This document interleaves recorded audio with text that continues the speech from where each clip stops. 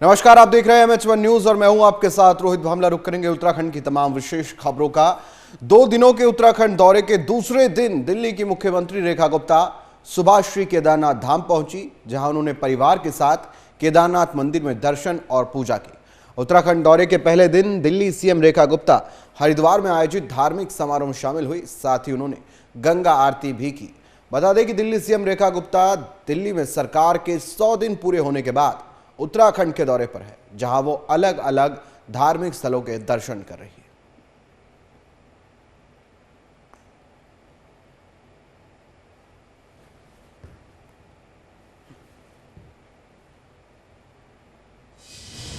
आज बहुत ही प्रसन्नता का अनुभव हो रहा है कि बाबा के चरणों में मैं अपना माथा टेक सकी। बाबा केदारनाथ की कृपा हुई, परिवार समेत मैं यहाँ दर्शन करने आई हूँ और मैंने बाबा के चरणों में एक ही अपनी मंशा जाहिर की है कि प्रभु इतना आशीर्वाद दो हम भारतवासियों को कि विकसित भारत, विकसित दिल्ली के इस लक्ष्य को हम सब मिल करके पूरा कर सकें। और मेरे ऊपर तो जो प्रभु की कृपा है, जो जिम्मेदारी मुझे दी है दिल्ली के विकास के लिए, दिल्ली के लोगों की खुशहाली के लिए, मुझे प्रभु की शक्ति मिले और मैं अपने कार्य में पूरी मेहनत के साथ, पूरी शिद्दत के साथ में दिल्ली के निवासियों की सेवा कर सकूं और हम सब के ऊपर बाबा का आशीर्वाद बना रहे, देश आगे बढ़े, दिल्ली आगे बढ़े और सभी जन खुश रहें, समृद्धि हो और हर परिवार में उनका आशीर्वाद छाया रहे। बाबा केदारनाथ जी की बहुत बहुत जय। जय बाबा केदारनाथ, हर हर महादेव। वहीं दिल्ली की मुख्यमंत्री रेखा गुप्ता ने अपने परिवार के साथ भगवान बद्री विशाल के दर्शन किए। इस दौरान उन्होंने बद्रीनाथ धाम के यात्रियों के साथ मुलाकात की और पूरे देश की सुख समृद्धि के लिए भगवान बद्री विशाल से प्रार्थना की। इस दौरान उन्होंने कहा कि बद्रीनाथ धाम के दर्शन करके सुख की अनुभूति हो रही है। साथ ही उन्होंने कहा कि विकसित भारत के लक्ष्य को लेकर दिल्ली की विकास को लेकर उनकी प्राथमिकता रहेगी। अरे भैया आराम से।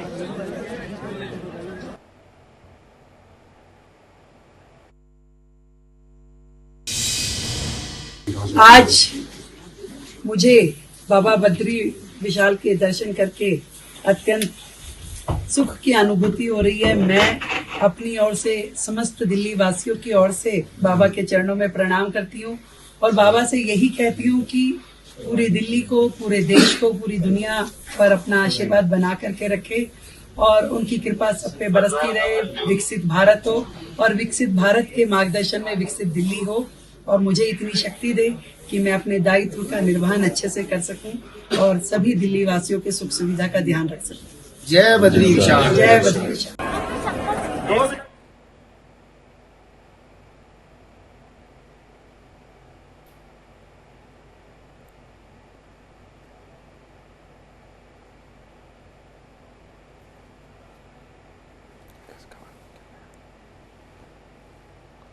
चलिए, इसी खबर पर तमाम जानकारी के लिए मनीष डंगवाल हमारे सहयोगी हमारे साथ जुड़ चुके हैं, उनका रुख करेंगे। मनीष, दिल्ली की सीएम रेखा गुप्ता लगातार उत्तराखंड के दूसरे दिन आज तमाम धार्मिक स्थलों के दर्शन करने पहुंची है। बद्रीनाथ धाम में भी दर्शन किए दिल्ली सीएम रेखा गुप्ता ने और इसी के साथ साथ उन्होंने बद्री विशाल के दर्शन भी किए हैं, पूजा पाठ भी किया, परिवार संग और क्या कुछ आज विशेष दिल्ली सीएम रेखा गुप्ता ने वहाँ पर किया और क्या कुछ अभी कार्यक्रम और है और कहाँ दर्शन अभी कर सकती हैं दिल्ली सीएम? देखिए, बिल्कुल जिस तरीके से 100 दिन का कार्यकाल जो रेखा गुप्ता का दिल्ली मंत्री का रहा है, उसके बाद उन्होंने सीधे देवभूमि का रुख किया है और देवभूमि में जिस तरीके से आध्यात्म से जुड़ा उनका ये दौरा रहा है। पहले उन्होंने मां गंगा की शरण में पूजा अर्चना की हरिद्वार में, फिर शाम को ऋषिकेश में जो है गंगा आरती की और उसके बाद आज जो है वो पहले केदारनाथ सुबह पहुंचती हैं और फिर बद्रीनाथ में जो है वो भगवान बद्री विशाल के दर्शन करते हैं। तो आध्यात्मिक दौरा ये पूरी तरीके से मुख्यमंत्री का कह सकते हैं और पूरे दिल्ली वासियों के साथ पूरे देश की को लेकर उन्होंने शांति भाव को लेकर जो है वो वहाँ पर पूजा अर्चना भी की है। तो ये दिखाता है कि एक मुख्यमंत्री जो है कितनी आस्था उनकी जो है वो भगवान बद्री विशाल में है और मां गंगा में है। इस दौरे से उनका यही निष्कर्ष निकलता है कि वो गंगा की भी उन्होंने जहां शरण में गई है, गंगा की पूजा अर्चना की है, तो वहीं भगवान केदारनाथ और भगवान बद्री विशाल के भी दर्शन कर उन्होंने ये संदेश देने की कोशिश की है कि वो पूरी तरीके से बाबा केदार और भगवान बद्री विशाल में आस्था रखती है। और इसी के चलते वो मुख्यमंत्री बनने के बाद पहली बार जो है वो उत्तराखंड दौरे पर जब आए तो उन्होंने भगवान बद्रीनाथ और केदारनाथ का दौरा किया, वहां पर पूजा अर्चना की। तो साफ संदेश है कि काफी आस्था वो भगवान बद्री विशाल और केदारनाथ में आस्था रखती हैं। अब जो उनका आज का दौरा था, आज भगवान बद्री केदार के दर्शन करने के बाद उनका वापसी देहरादून का था और देहरादून से जो है वो वापस दिल्ली के लिए रवाना हो गई है। जी जी, तो फिलहाल दिल्ली के लिए रवाना हो गई है दिल्ली सीएम रेखा गुप्ता। मनीष, फिलहाल अगर हम बात करें तो कल मुख्यमंत्री पुष्कर सिंह धामी ने भी मुलाकात की थी दिल्ली की सीएम रेखा गुप्ता से। आज कोई बातचीत उनकी या कोई बैठक उनकी यहाँ पर रही हो, या फिर आज कुछ विदा या फिर ऐसा कुछ कार्यक्रम जो है वो रहा हो मुख्यमंत्री का? देखिए, कल भी एक कार्यक्रम में मुख्यमंत्री पुष्कर सिंह धामी के साथ वो मौजूद थे। इस दौरान दोनों मुख्यमंत्रियों के बीच बातचीत हुई और जिस तरीके से रेखा गुप्ता ने जो मंच जो साझा किया था कल हरिद्वार में, वहां पर उत्तराखंड के मुख्यमंत्री पुष्कर सिंह धामी की भी सराहना की थी और कहा था कि उनके कुछ जो काम है, जो बेहतर काम उन्होंने उत्तराखंड में किए, उनका अनुसरण वो कर रहे हैं। दिल्ली में उन कामों को आगे बढ़ाया जाएगा जो उत्तराखंड में बेहतर काम है। फिर जो है वो ऋषिकेश पहुंचे थे और ऋषिकेश के बाद राजभवन में जो है वो रात्रि प्रवास रेखा गुप्ता का था और आज सुबह राजभवन से सीधे जो है वो केदारनाथ के लिए उन्होंने उड़ान भरी थी और केदारनाथ में दर्शन करने के बाद, भगवान बद्री विशाल के दर्शन करने के बाद जौलीग्रांट एयरपोर्ट वो पहुंचे और जौलीग्रांट एयरपोर्ट पहुंचने के बाद वो दिल्ली के लिए रवाना हो गई है। तो सीधे तरीके से देखें तो ये जो दो दिन का उनका दौरा रहा, वो पूरी तरीके से आध्यात्म के रूप में ये दौरा उनका देखा गया है और हरिद्वार में साधु संतों का आशीर्वाद भी उन्होंने लिया है, गंगा का आशीर्वाद भी लिया है और भगवान बद्री विशाल का एक तरफ से दोनों धामों के दर्शन करके उन्होंने पूजा अर्चना भी की और आशीर्वाद भी लिया है। जी बिल्कुल मनीष, दिल्ली सीएम रेखा गुप्ता ने पूजा पाठ भी वहाँ किया, 2 दिन के लिए वो उत्तराखंड में रही भी है, तमाम दर्शन जो है उन्होंने किए और इसी के साथ 100 दिन पूरे हुए जो दिल्ली सरकार के, उसके बाद उन्होंने दर्शन भी किए। लेकिन मनीष, मैं बात करूं कि मुख्यमंत्री पुष्कर सिंह धामी ने जो फीडबैक दिया जब दिल्ली सीएम वहां पहुंची थी, उन्होंने कहा कि उनका कार्यकाल बहुत अच्छा रहा है, 100 दिन में उन्होंने बहुत दिल्ली के विकास के लिए कार्य किए हैं। तो आगे कोई किसी तरीके की उन्होंने कहा हो कि मुलाकात जो है वो अब दिल्ली सीएम से होगी, दिल्ली में हम बात करें, या फिर दिल्ली सीएम ने एक बार कहा हो कि फिर वो कभी उत्तराखंड आएंगी तो दर्शन करेंगे? देखिए, बिल्कुल उत्तराखंड एक देवभूमि है और यहाँ पर तमाम राज्यों के जो मुख्यमंत्री हों, वीआईपी हों, वो पहुँचते रहते हैं और दिल्ली जिस तरीके से देश की राजधानी है, तो मुख्यमंत्री पुष्कर सिंह धामी का जो दिल्ली दौरा है वो भी समय समय पर जो है वो दिल्ली दौरे पर रहते हैं। तो भविष्य में जब भी मुख्यमंत्री पुष्कर सिंह धामी दिल्ली पहुंचेंगे और कोई योजना उत्तराखंड को लेकर होगी दिल्ली में, या दिल्ली को लेकर कोई प्लान उनका उत्तराखंड में होगा, तो इन चीज़ों को लेकर आपस में जो है बातचीत होती है। एक ही पार्टी के जो है वो सरकार के मुख्यमंत्री दोनों हैं, तो स्वाभाविक सी बात है कई बार कार्यक्रमों में मुलाकात होती है, कई बार जो है एक दूसरे राज्यों में जब जाते हैं मुख्यमंत्री तो वहां पर मुलाकातें होती रहती हैं और एक दूसरे से विकास के एजेंडे को भी साझा किया जाता है कि आखिरकार किस तरीके से उनके राज्य में जो योजनाएं चल रही हैं या विकास काम हो रहे हैं, तो उनका अनुसरण भी सरकारें करती हैं और कोई बेहतर काम यदि अगर दिल्ली में सरकार करती है तो उसका अनुसरण जो है वो राज्य सरकार का आगे करेगी और कोई बेहतर काम अगर उत्तराखंड में हो रहा है तो उसका अनुसरण दिल्ली जो है सरकार करेगी। फिलहाल यूसीसी को लेकर जिस तरीके से मुख्यमंत्री पुष्कर सिंह धामी पहला राज्य जो है उत्तराखंड लागू करने वाला बना है, तो यूसीसी का बहुत से राज्य अध्ययन कर रहे हैं। अब देखना यही होगा कि यूसीसी को लेकर वो सख्त नकल विरोधी कानून हो, जिस तरीके से अतिक्रमण के खिलाफ जो है वो लैंड जिहाद, लव जिहाद के खिलाफ काम उत्तराखंड में हुए हैं, उनको लेकर क्या कोई बातचीत दिल्ली के मुख्यमंत्री पुष्कर सिंह धामी की हुई है, क्या दोनों मुख्यमंत्रियों के बीच हुई है, तो इन चीजों को लेकर बातचीत जो है संभवतः हुई होगी।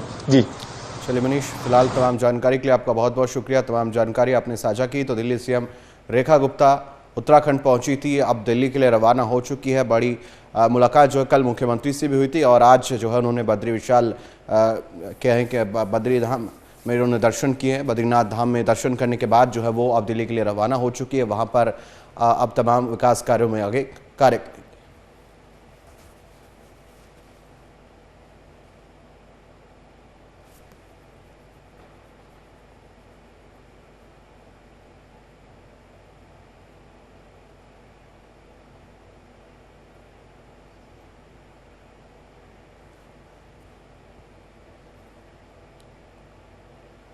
वहीं मुख्यमंत्री पुष्कर सिंह धामी ने सभी जिलाधिकारियों के साथ वीडियो कॉन्फ्रेंसिंग के माध्यम से बैठक जो है वो की है। इस दौरान उन्होंने विकास कार्यों की समीक्षा की। सीएम पुष्कर सिंह धामी ने अधिकारियों से कहा कि 2047 तक प्रधानमंत्री नरेंद्र मोदी के विकसित भारत के संकल्प को पूरा करने की दिशा में हर क्षेत्र में तेजी से काम किया जाए। विकसित उत्तराखंड के लिए ग्राम स्तर से जनपद स्तर तक 2047 के विजन पर जिलाधिकारी खाका तैयार करें। साथ ही मुख्यमंत्री ने कहा कि समाज के अंतिम छोर के लोगों तक सरकार की जन कल्याणकारी योजनाएं पहुंचे, ये सुनिश्चित भी किया जाए। मुख्यमंत्री ने कहा कि अंतर्राष्ट्रीय योग दिवस के लिए सभी जिलों में व्यापक जागरूकता अभियान भी चलाया जाए।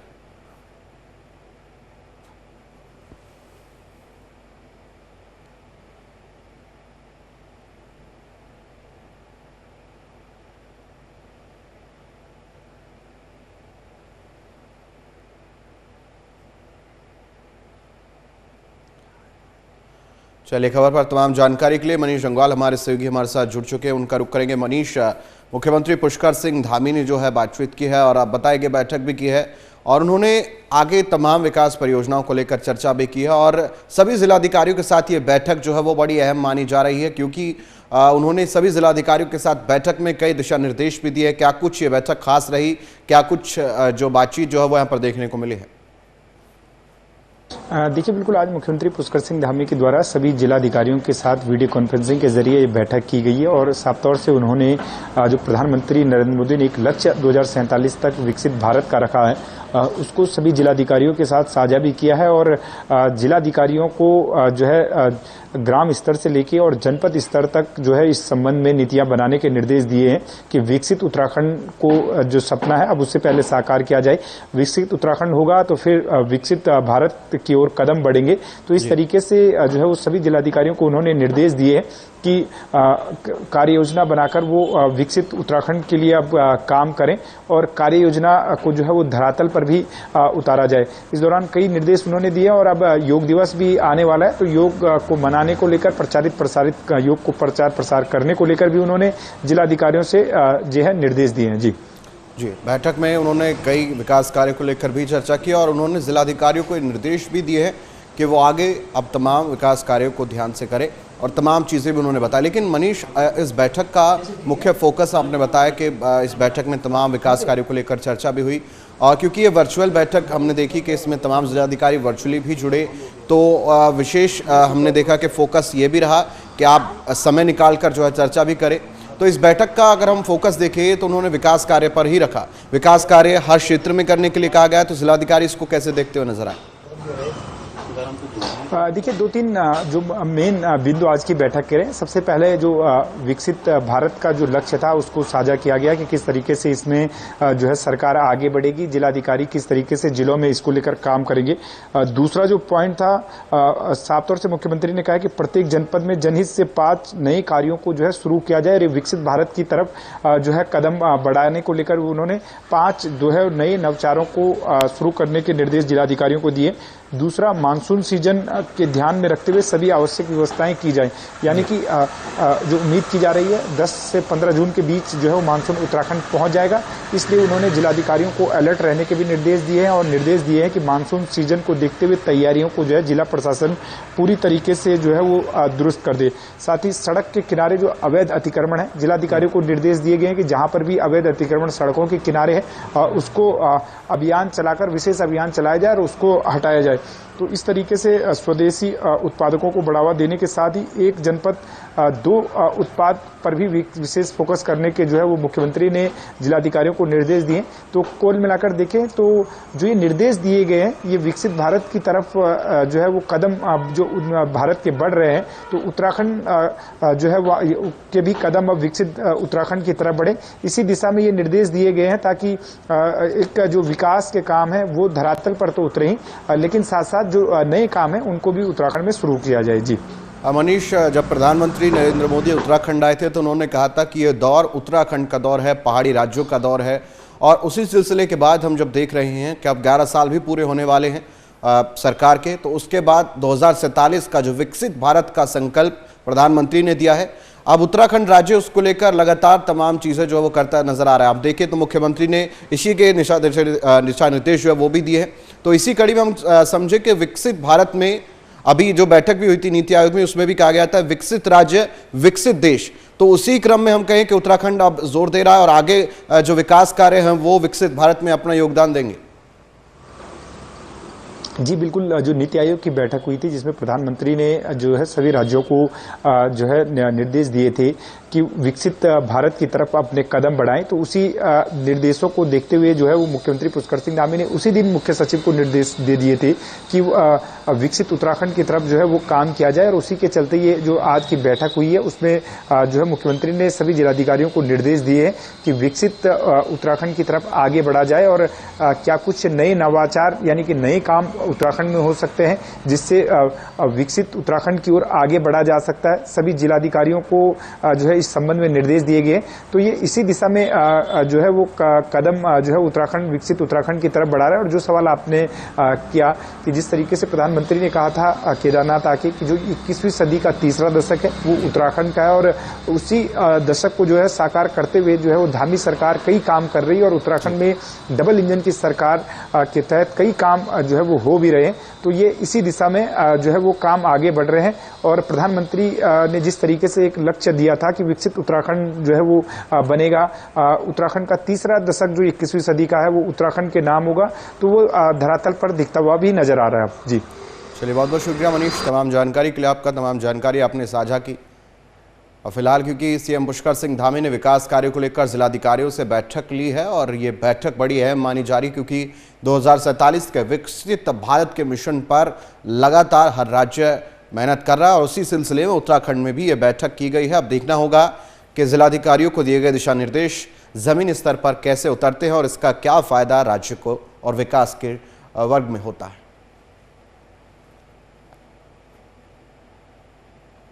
भाई, मोदी सरकार के 11 साल पूरे होने पर उत्तराखंड में भी बीजेपी संकल्प से सिद्धि तक अभियान के तहत कई कार्यक्रमों का आयोजन किया जाएगा।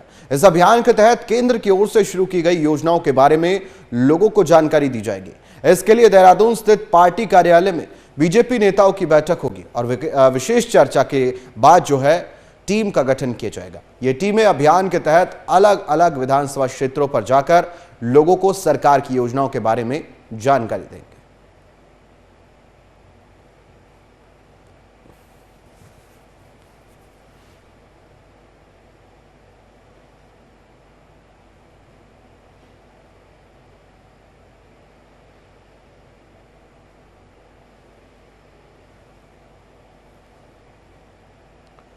तो वहीं 9 जून को मोदी सरकार के 11 साल का कार्यकाल पूरा होने जा रहा है, जिसको लेकर उत्तराखंड बीजेपी की ओर से कई कार्यक्रम आयोजित किए जाएंगे। बीजेपी मोदी सरकार की 11 साल की उपलब्धियों को जनता के बीच लेकर जाएगी और बीजेपी के प्रदेश महामंत्री खिलेंद्र चौधरी के मुताबिक 9 जून को मुख्यमंत्री पुष्कर सिंह धामी और बीजेपी प्रदेश अध्यक्ष महेंद्र भट्ट प्रेस कॉन्फ्रेंस के जरिए भी 11 साल की उपलब्धियों को जनता के बीच रखेंगे।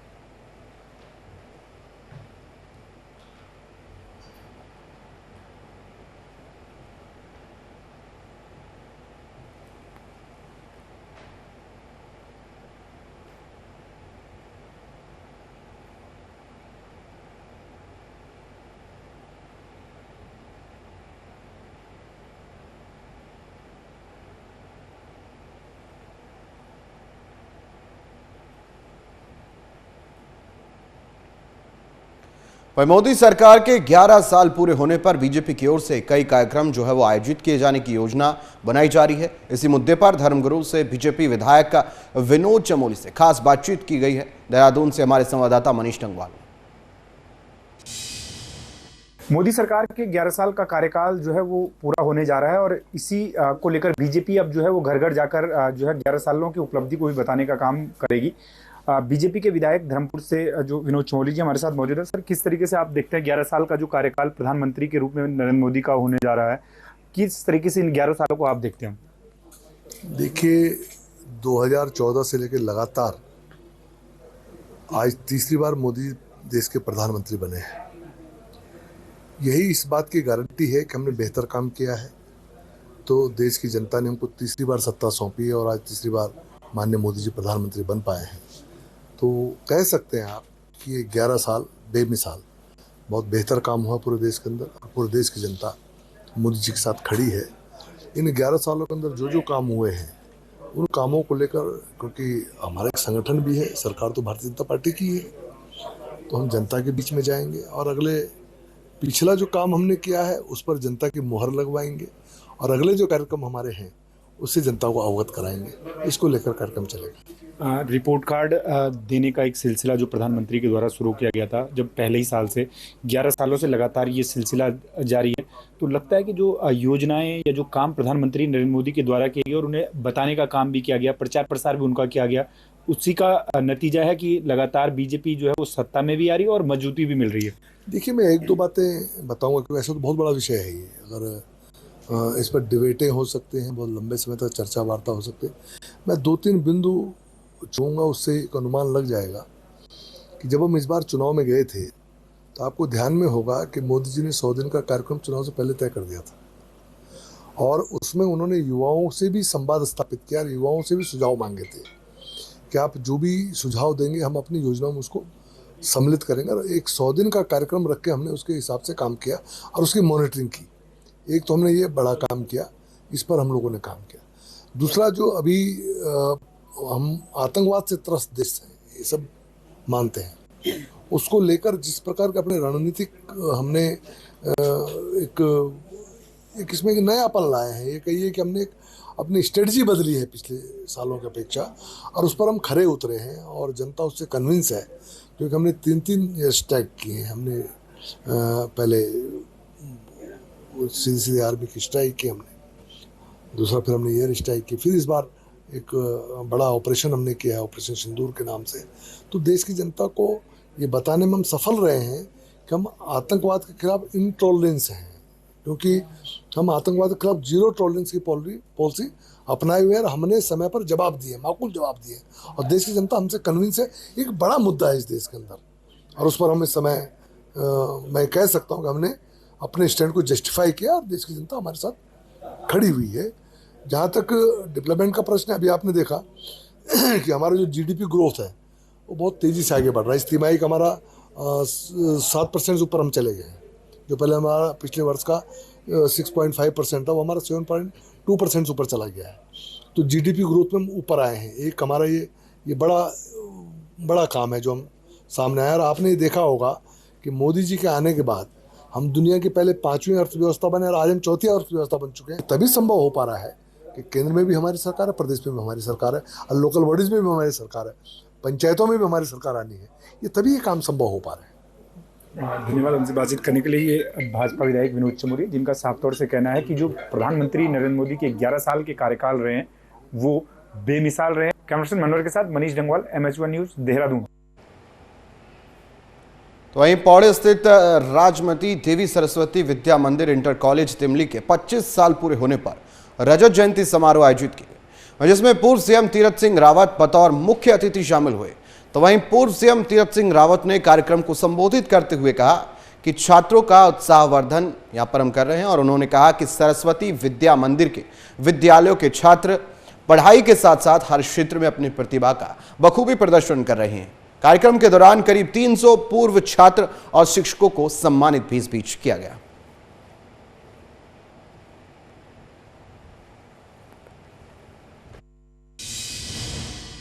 आज पौड़ी में सरस्वती विद्या मंदिर तिमली के द्वारा 25 वर्ष पूर्ण होने पर सिल्वर जुबली का कार्यक्रम आयोजित किया गया, जिसमें बच्चों का रंगारंग कार्यक्रम और उनका शारीरिक और भाषण ये सारे देखने को मिले। बड़े उत्साहजनक थे, उत्साहपूर्ण थे और वो सारी जो तैयारी यहाँ के प्रधानाचार्य उनके आचार्य किया है, उनको मैं इसके लिए बहुत बहुत बधाई देता हूँ और शुभकामनाएं देता हूँ।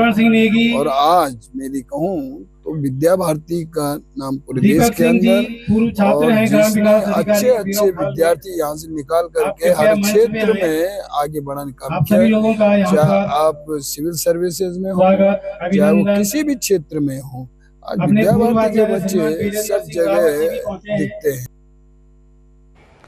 वह उत्तराखंड में बाहरी लोगों के खिलाफ सत्यापन अभियान जारी है। वह हल्द्वानी में बाहरी लोगों के सत्यापन के दौरान बड़ा खुलासा हुआ है। सत्यापन के डर से कुछ लोग हल्द्वानी शहर छोड़कर पिछले 15 दिनों लापता है। जिनकी पुलिस जांच कर रही है। पिछले एक महीने में जिले में करीब 20 से 25 हजार बाहरी लोगों का सत्यापन किया जा चुका है। कुछ लोगों के पास से फर्जी दस्तावेज भी बरामद हुए हैं। इसको लेकर एफआईआर दर्ज की जा रही है।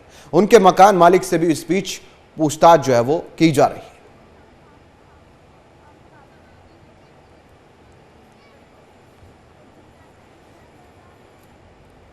तो अल्मोड़ा के भुल्यूड़ा गांव के ग्रामीणों ने अधूरी सड़क निर्माण को लेकर पीडब्ल्यूडी कार्यालय का घेराव करते हुए विरोध प्रदर्शन किया। ग्रामीणों ने विभाग के खिलाफ जमकर नारेबाजी की और अधूरी सड़क निर्माण को लेकर नाराजगी भी जताई। ग्रामीणों का कहना है कि इस बीच पपरसैली से भुल्यूड़ा तक स्वीकृत 3 किलोमीटर मार्ग का निर्माण कार्य बीच में ही रोक दिया गया है, जिससे लोगों को आवाजाही में काफी दिक्कतों का सामना भी करना पड़ रहा है। तो वह प्रदर्शनकारियों ने चेतावनी दी है कि अगर जल्द ही सड़क निर्माण कार्य दोबारा शुरू नहीं किया गया तो उग्र आंदोलन किया जाएगा।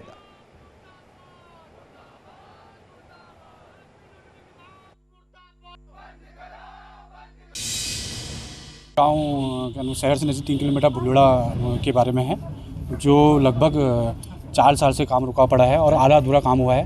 परसों हाल ही में बीच में इन दोनों के कोऑर्डिनेशन में बात करी थी पीडब्ल्यूडी और वन विभाग की। आश्वासन दिया गया था 6 दिन में काम शुरू हो जाएगा, पर आज 6 महीने हो चुके हैं, ये काम शुरू नहीं हुआ है। और 4 सालों से ग्रामीणों का शोषण इन्होंने करा है और ग्रामीणों की समय की कोई वैल्यू नहीं रखी इन्होंने, और हर समय ये आश्वासन देके और ग्रामीणों का शोषण कर रहे हैं। का एक महत्वपूर्ण सब्जी उत्पादक गांव है, जिसमें साल भर विभिन्न किस्म की सब्जियां होती हैं।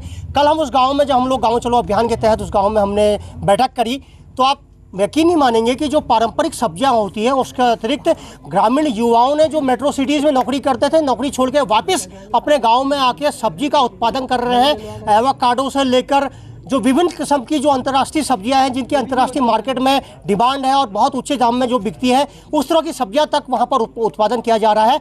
2021 में उस गाँव में, जो अल्मोड़ा पपरसैली से 3 किलोमीटर की दूरी पे वो गांव है, 3 किलोमीटर 2021 में रोड का टेंडर हुआ, 2021 में काम शुरू हुआ। आज 2025 मई का महीना आ चुका है, रोड जस की तस है, कोई काम उस रोड में नहीं हुआ। वहीं देहरादून में मानसून सीजन के मद्देनजर पीडब्ल्यूडी ने अपनी तैयारी पूरी कर ली है। पीडब्ल्यूडी के सचिव डॉक्टर पंकज कुमार ने इस बारे में जानकारी देते हुए बताया कि मानसून सीजन से पहले सभी तैयारियां मुकम्मल की जा चुकी है। आगे के लिए विभाग की ओर से स्टैंडर्ड ऑपरेटिंग प्रोसीजर पहले से ही तैयार कर लिया गया है। जैसे ही मानसून सीजन शुरू होगा, सभी अधिकारियों को अलर्ट कर दिया जाएगा। वहीं सचिव डॉक्टर पंकज कुमार ने कहा कि उन्होंने 4 धाम यात्रा रूट पर खुद को जो है 2 बार उन्होंने जाकर जो है सारी स्थिति का जायजा लिया। तो वहां पर सड़क व पुल आदि के टूटने की जहां पर संभावनाएं रहती है, वहां के लिए बैकअप प्लान भी तैयार किया जा चुका है। विभाग सभी परिस्थितियों से निपटने के लिए तैयार।